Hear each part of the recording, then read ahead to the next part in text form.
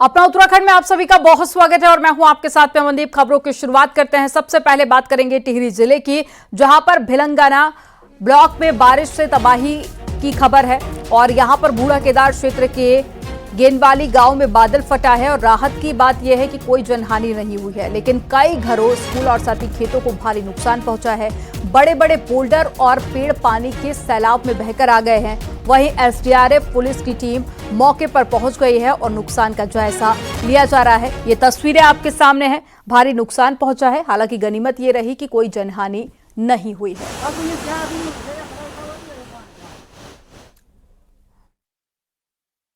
जैसे गेवाली जैसी जगह आज जो है ये प्रलय ने जो है इस समय बाहर ने घेर दिया, तो फिर कौन जगह सुरक्षित है। गेवाली तुम्हारी पक्की जगह थी, लेकिन आज कभी भी जीवन में हमने सुना नहीं था कि गेवाली का बाढ़ आए। इस समय ऊपर जंगल टूट करके पावर हाउस को नुकसान, और बताते हैं कि पावर हाउस भी जो है चले गए। जो हमारा पावर हाउस था, अपने गाँव की बिजली अपनी स्वयं थी, और इस समय बरसात में गाँव की बिजली से अपना विद्युतीकरण चल रहा था। और ज्यादा जानकारी के साथ में टिहरी से संवाददाता सौरभ सिंह जुड़ गए हैं। सौरभ, बताइए अभी क्या हालात हैं? टिहरी जिले के सीमांत भिलंगना ब्लॉक में लगभग एक महीने से जो आपदा का कहर है वो थमने का नाम नहीं ले रहा है। पहले बूढ़ा केदार, उसके बाद भिलंगना, उसके बाद नैलचामी और फिर जखनियाली में लगातार बादल फटने की घटनाएं हो रही है। और बीती रात को जो बूढ़ा केदार के गेवाली है उस क्षेत्र में, वहां बादल फटा, जिसके बाद से जो गदेरा है वो काफी उफान पे आ गया था और 4 से 5 घरों पे मलबा घुस गया था। हालांकि किसी तरह जो ग्रामीण वो सचेत रहे, उन्होंने भागकर अपनी जान बचाई। वही जो पास में एक माध्यमिक स्कूल था उसमें भी भारी मलबा आ गया था और लगातार यहाँ को बादल फटने की घटनाएं हो रही है, जिससे जो ग्रामीण है, आसपास के क्षेत्र के लोग हैं, वो दहशत के साए में जीने को मजबूर है। हालांकि प्रशासन द्वारा मौके पर टीम भेजी गई, राजस्व की और आपदा राहत और एसडीआरएफ की टीम मौके पर पहुंची और मलबा हटाने का काम किया जा रहा है। हालांकि अभी ये भी बताया जा रहा है कि कुछ पशुओं के भी दबे होने की आशंका है, लेकिन ग्रामीण पूरी तरह से सुरक्षित है। और डीएम द्वारा सख्त निर्देश दिए गए हैं कि ऐसी जगह पे जहां पर को बादल फटने की घटनाएं हो रही है, आसपास के क्षेत्र में सुरक्षा के इंतजामों को देखते हुए जो ग्रामीण है उन्हें अन्यत्र सुरक्षित स्थानों पर शिफ्ट किया जाए।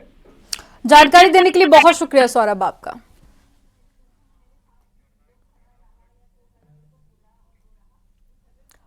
पहाड़ों में भारी बारिश से श्रीनगर में अलकनंदा नदी अब खतरे के निशान के करीब बह रही है। चमोली और साथ ही रुद्रप्रयाग में हो रही बारिश के कारण अलकनंदा नदी अब 535 मीटर को क्रॉस कर चुकी है। वहीं नदी के उफान पर आने के बाद में एसडीआरएफ और पुलिस प्रशासन सतर्क हो गया है। लोगों से नदी घाट किनारे न जाने की अपील की जा रही है।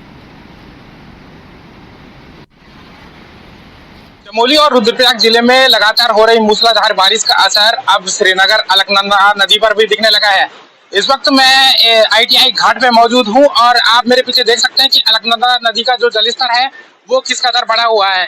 नौबत यहां तक आ जा रही है कि जो अलकनंदा नदी का जलस्तर है वो अलार्मिंग लेवल तक पहुंच रहा है। करीब 535 मीटर तक जब ये जलस्तर पहुंच जाता है तो अलार्मिंग लेवल तक ये जलस्तर पहुंच जाता है और इसके बाद जो जीबी के प्रशासन है वो लोगों को आगाह करने के लिए अलार्म बजाते हैं ताकि ये नदी और घाट किनारों से वे हट सकें। इसके साथ साथ जो एसडीआरएफ है और पुलिस प्रशासन है वे भी लगातार लोगों को जागरूक कर रहे हैं कि वे नदी और घाट किनारे ना जाएं, क्योंकि अधिकतर जो लोग हैं वो रील्स बनाने के लिए नदी और घाट किनारे चले जाते हैं और इसके बाद कोई ना कोई हताहत या हादसा उनके साथ हो जाता है। जिला अधिकारी की मैं बात करूं तो साफ तौर पर निर्देश जारी किए गए हैं कि कोई भी व्यक्ति घाट किनारे ना जाए, क्योंकि इन दिनों मानसून सीजन जारी है और लगातार जो नदियों का जलस्तर है वो लगातार बढ़ रहा है। पौड़ी से आलोक रावत, न्यूज़ 18।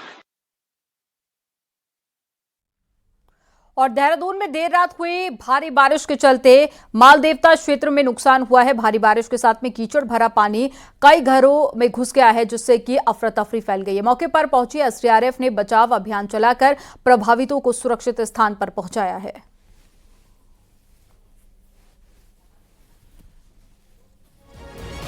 तस्वीरें आपके सामने है देहरादून से, जहां पर मलबा लोगों के घरों में घुस गया है।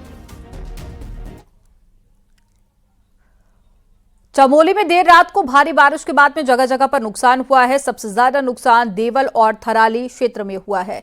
देवाल के हरनी में पैदल पुल बह गया है। बारिश से पिंडर नदी का जलस्तर बढ़ने से लोगों में डर का माहौल बना हुआ है और बारिश के बाद में बरसाती नाले उफान पर हैं।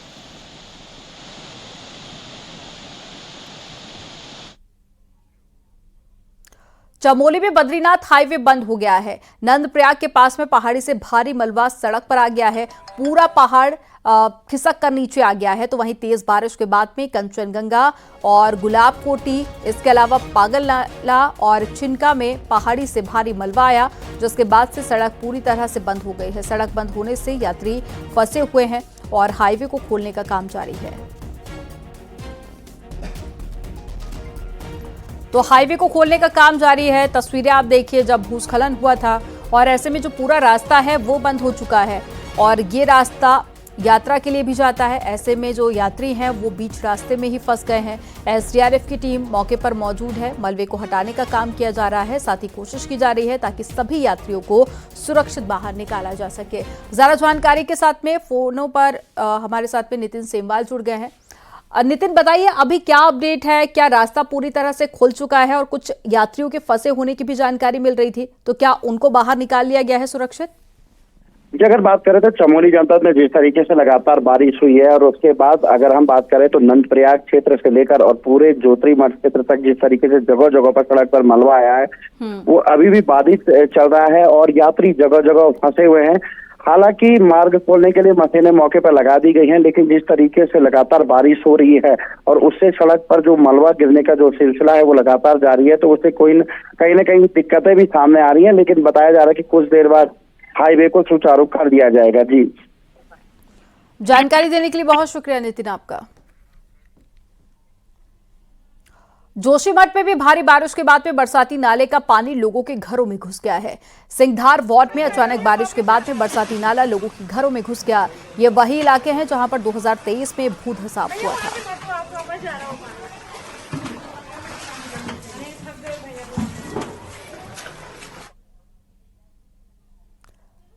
केदार घाटी में फाटा के पास में पहाड़ी से भारी मलबा आया, जिसकी चपेट में आने से 4 मजदूरों की मौत हो गई।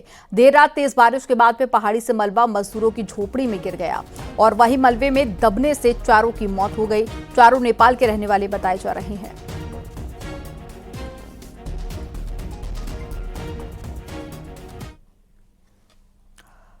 चमोली में तेज बारिश के बाद में बरसाती नदी और नाले उफान पर हैं और देर रात हुई तेज बारिश के बाद में जोगीधारा नाला भी उफान पर आ गया। तस्वीरों में आप देख सकते हैं कि जोगीधारा में पानी कितना तेज हो गया है।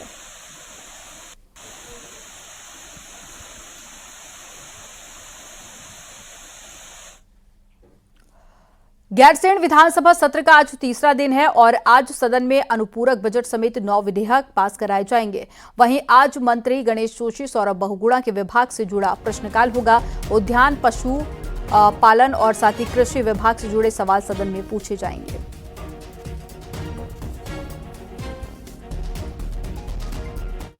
आज हम नियम 310 के अंतर्गत आपदा एक बहुत बड़ा विषय है। पूरा प्रदेश प्रभावित है, चाहे पर्वतीय जनपद हो, चाहे तराई हो, चाहे भाबर हो। इस मुद्दे को लेकर हम नियम 310 के अंतर्गत सवाल रखेंगे और एक भ्रष्टाचार भी एक बहुत बड़ा मुद्दा है, उसको हम नियम 58 के अंतर्गत उठाने का प्रयास करेंगे। और निश्चित रूप से आज सत्र का अंतिम दिन है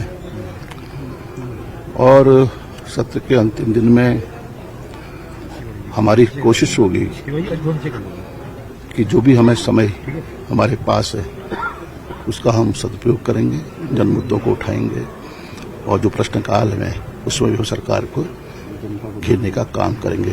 सरकार निश्चित रूप से असहज है। सरकार चाहती है कि सदन को आज जल्द से जल्द खत्म किया जाए। वहीं गैरसैंण में बीजेपी विधायकों की मीटिंग चल रही है। सीएम धामी बीजेपी प्रदेश अध्यक्ष मीटिंग में मौजूद हैं। इसके साथ ही बीजेपी के मंत्री विधायक भी बैठक में शामिल हुए हैं। बीजेपी सदस्यता अभियान को लेकर मीटिंग की जा रही है और इसमें मुख्यमंत्री पुष्कर सिंह धामी, मंत्री और विधायक भी बैठक में शामिल हुए हैं।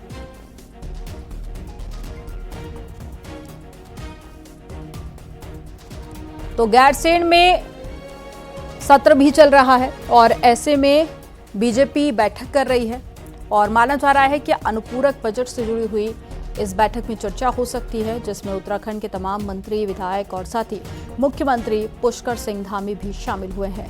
ये बैठक के पहले की तस्वीरें हम आपको दिखा रहे हैं।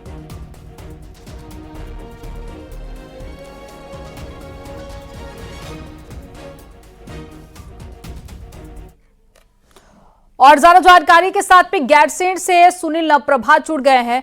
सुनील, आज सत्र का तीसरा दिन है, अनुपूरक बजट आज पेश होना है और उससे ठीक पहले बीजेपी के कई बड़े नेता पहुंच चुके हैं, बैठक जारी है। खुद मुख्यमंत्री पुष्कर सिंह धामी भी इस मीटिंग में शामिल हुए हैं। बताइए, बैठक को लेकर क्या कुछ कयास लगाए जा रहे हैं और अनुपूरक बजट को लेकर क्या अपडेट है? देखिए अमनदीप, जो बीजेपी की मीटिंग चल रही है, बीजेपी के तमाम विधायक और मंत्री इसमें मौजूद हैं। मुख्यमंत्री पुष्कर सिंह धामी, प्रदेश अध्यक्ष महेंद्र भट्ट और बीजेपी के प्रदेश महामंत्री संगठन अजय कुमार इस मीटिंग में मौजूद हैं। इस मीटिंग का विधानसभा सेशन से कोई लेना देना नहीं है, ये बीजेपी की अपनी सांगठनिक मीटिंग है। बीजेपी का जो सदस्यता महापर्व चल रहा है उसके तहत विधायकों की यहाँ पर मीटिंग बुलाई गई है। ये इसलिए भी गैरसैंण में बुलाई गई क्योंकि यहाँ पर सारे विधायक बीजेपी के मौजूद हैं, इसलिए ये मीटिंग यहाँ पर आयोजित की गई है। जहाँ तक विधानसभा सेशन की बात है, आज विधानसभा में सप्लीमेंट्री बजट समेत 9 महत्वपूर्ण विधेयक आज यहाँ पर पास कराए जाएंगे। खासकर 3 जो महत्वपूर्ण विधेयक हैं, public private property damage recovery act, इस पर कांग्रेस चाहेगी कि इस पर कांग्रेस का कहना है कि इसमें कुछ संशोधन होना है, तो कांग्रेस इस पर चर्चा की मांग कर सकती है और चर्चा के बाद इस बिल को प्रवर समिति को भेज सकती है। अभी आप देखेंगे कि विधानसभा के बाहर कांग्रेस विधायक यहाँ पर लगातार प्रदर्शन कर रहे हैं। विधायक जी, क्या है, क्या कुछ मुद्दा है आप लोग हाथों में?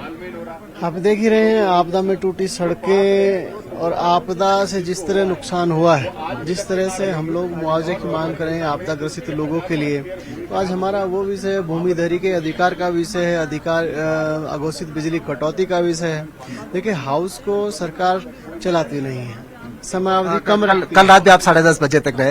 हरीश धामी जी हैं जो सीमांत धारचूला से आ रहे हैं और धारचूला एक ऐसा आपदाग्रस्त एरिया है।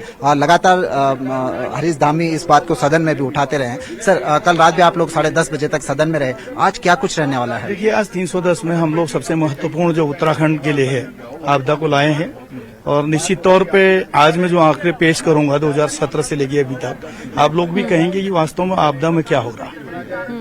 और दूसरा, जो आपदा के नाम पर सरकारी विभागों को जो धन दिया जाता है, चाहे लोक निर्माण विभाग हो या अन्य विभाग हो, उस धन को जो है बंदरबांट होता है। मेरा ये कहना है, पर्टिकुलर जिस क्षेत्र में आपदा आ रही है वहां ही उसी डिवीजन को पैसा दिया जाए और उसकी मॉनिटरिंग सरकार करे और उससे, ताकि वहां के लोगों को फायदा मिले। अब ये पूरे प्रदेश का क्लस्टर के रूप में पैसा दे देते हैं, तो जहां आपदा नहीं आई सबसे ज्यादा पैसा वहां यूज हो रहा है, जिससे कि आपका प्रभावित हो रहा है। तो देखिए आप, लेकिन सुनील, गैरसैंण में ये बैठक चल रही है और हम देख रहे हैं कि लंबे समय से गैरसैंण को लेकर मांग भी होती रही है, स्थायी राजधानी बनाने की बात हो या फिर जिला बनाने की बात हो, और ऐसे में जब इलेक्शन होते हैं उस वक्त तमाम पार्टियों की तरफ से कई वादे भी किए जाते हैं, बीजेपी की तरफ से भी तमाम वादे किए गए थे। अब गैरसैंण में बैठक के क्या मायने हैं? क्या जो मांगे लगातार कई सालों से की जा रही हैं वो अब पूरा हो सकती हैं? देखिए, गैरसैंण में जो मीटिंग बीजेपी की, अगर आप बीजेपी की मीटिंग की बात कह रहे हैं तो ये मैंने स्पष्ट किया कि गैरसैंण सेशन से बीजेपी की मीटिंग का कोई लेना देना नहीं है। बीजेपी की अपनी सांगठनिक मीटिंग है। चूंकि बीजेपी के तमाम विधायक मंत्री गैरसैंण में मौजूद हैं, तो इसीलिए प्रदेश अध्यक्ष और संगठन के अन्य पदाधिकारी गैरसैंण पहुंच गए, क्योंकि एक ही जगह पर सभी लोग इकट्ठा मिल जाएंगे। यहाँ पर केवल बीजेपी का अपना सांगठनिक जो प्रोग्राम है सदस्यता अभियान का, वो कैसे उसको जमीन पर उतारा जाए, इसको लेकर आज मुख्यमंत्री और प्रदेश अध्यक्ष बीजेपी के विधायकों से चर्चा कर रहे हैं। जहां तक आप मेरे पीछे देख रहे हैं, जो कांग्रेस के विधायक यहां पर प्रदर्शन कर रहे हैं, उनका आपदा राहत कार्यों को लेकर, आपदा के दौरान जो मुआवजा दिया जाता है उसको लेकर कांग्रेस यहां पर विरोध प्रदर्शन कर रही है। उनका कहना है कि जो आपदा राहत कार्य हैं वो अपनी गति से नहीं चल रहे हैं, जो कंपनसेशन लोगों को दिया जाना था वो सालों बाद भी नहीं दिया जा रहा, उसको लेकर ये प्रदर्शन हो रहा है। सदन के भीतर आज मंत्री गणेश जोशी और मंत्री सौरभ बोगड़ा के विभागों से, जिनके पास पशुपालन, कृषि और उद्यान जैसे महत्वपूर्ण विभाग हैं, उनको लेकर आज प्रश्नकाल में चर्चा होगी, उनसे जुड़े सवाल आज आएंगे। जी, यानी कि आज का सेशन भी हंगामेदार रह सकता है। जानकारी देने के लिए बहुत शुक्रिया आपका सुनील। और चलिए खबरों में आगे बढ़ते हैं। गैरसैंण में बीजेपी विधायकों की मीटिंग चल रही है और उसकी जानकारी हम आपको दे रहे थे। अब चलिए आगे बढ़ते हैं, हरिद्वार की बात करते हैं। हरिद्वार में प्रस्तावित पॉड टैक्सी योजना पर सरकार ने फिलहाल रोक लगा दी है और योजना का स्थानीय व्यापारी और साथ ही दूसरे संगठन विरोध कर रहे हैं। फिलहाल इस पर रोक लगाने के बाद में व्यापारी राहत की सांस ले रहे हैं। रिपोर्ट आपको दिखाते हैं।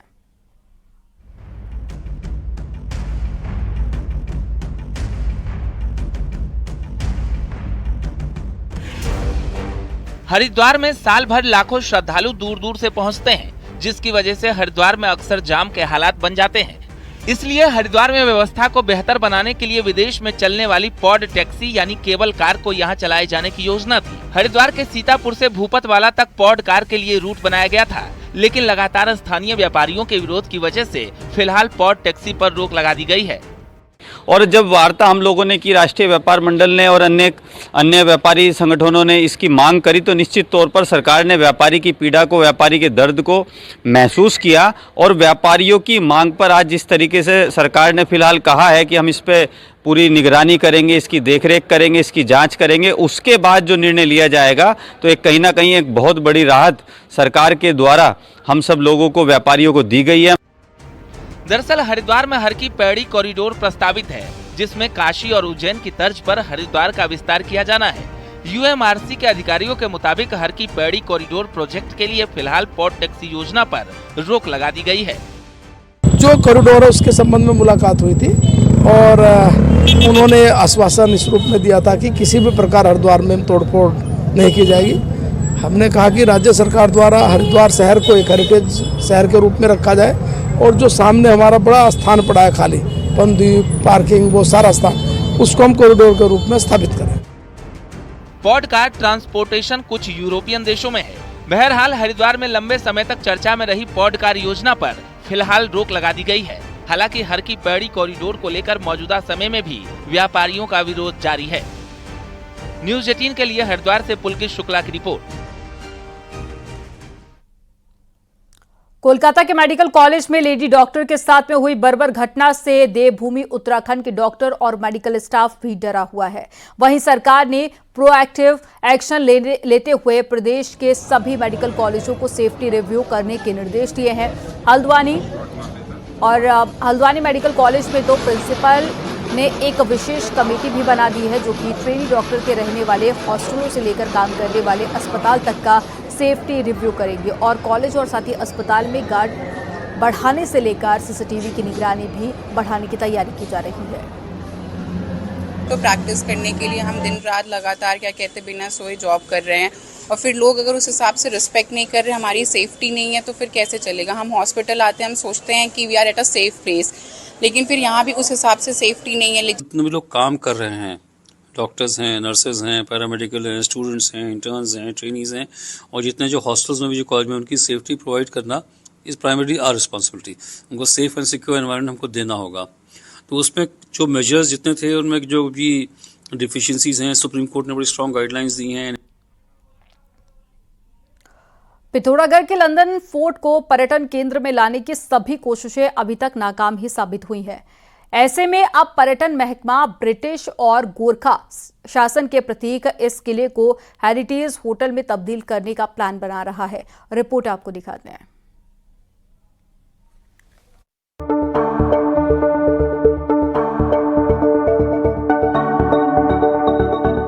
पिथौरागढ़ शहर के बीचों बीच मौजूद लंदन फोर्ट को गोरखा शासकों ने बनाया था। 1791 में बना ये किला अपनी ऐतिहासिकता के लिए जाना जाता है। गोरखा शासन का अंत होने पर इस किले को ब्रिटिश हुकूमत ने लंदन फोर्ट के नाम से नवाजा था। अंग्रेजी शासन में ही यहाँ पहले विश्व युद्ध में शामिल सैनिक रुके थे। इन सैनिकों के नाम आज भी यहाँ दर्ज हैं। कई हुकूमतों का गवाह रहे इस किले को सरकार ने 1 दशक पहले हेरिटेज बिल्डिंग घोषित किया था, जिसके बाद यहाँ कई काम भी हुए, लेकिन नतीजा कुछ भी नहीं निकला। लेकिन अब इस किले को नया रूप देने की तैयारी हो रही है, क्योंकि इसमें जो है वर्तमान में कोई ऐसी एक्टिविटी नहीं है कि जिससे हम पर्यटकों को यहाँ पर इसको रोकें।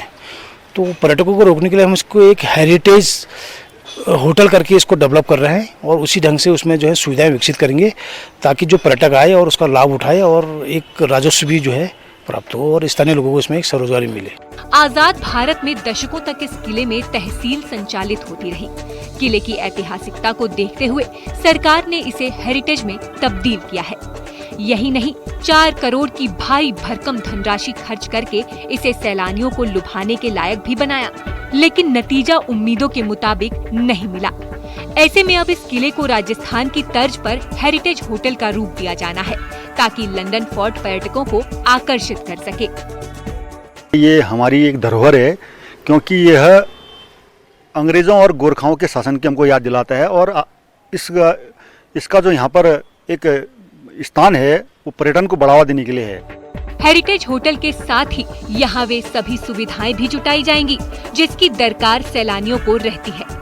आदि कैलाश यात्रा शुरू होने के बाद पिथौरागढ़ में पर्यटकों की आवाजाही काफी बढ़ गई है। ऐसे में अगर लंदन फोर्ट नए कलेवर में सामने आता है तो तय है कि ये पर्यटकों की पहली पसंद बनेगा, जिसका फायदा कई तरह से स्थानीय लोगों को भी मिलेगा। न्यूज़ 18 के लिए पिथौरागढ़ से विजयवर्धन उप्रेती की रिपोर्ट। केदारनाथ धाम में पहले थार चर्चा का विषय बनी और इन दिनों गोल्फ कार खासी चर्चा में है। कुछ दिन पहले चिनूक हेलीकॉप्टर के जरिए 2 गोल्फ कार केदारनाथ धाम में पहुंचाई गई। हालांकि जिला प्रशासन ने ये साफ नहीं किया कि ये गोल्फ कार क्यों लाई गई है। फिलहाल गोल्फ कार को केदार धाम की सड़कों पर दौड़ते हुए देखा जा सकता है।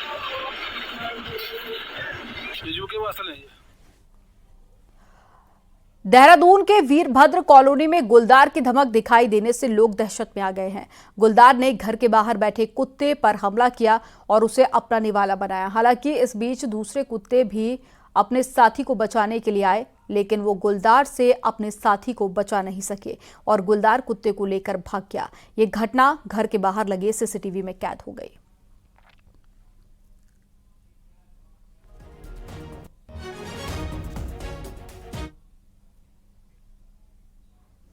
पिथौरागढ़ में थल मुंसियारी रोड पर सफर करना इन दिनों मौत को दावत देने जैसा है और रोड में कई जगह पर लैंडस्लाइड हो रहा है और यही नहीं, पहाड़ी से भारी बोल्डर भी गिर रहे हैं।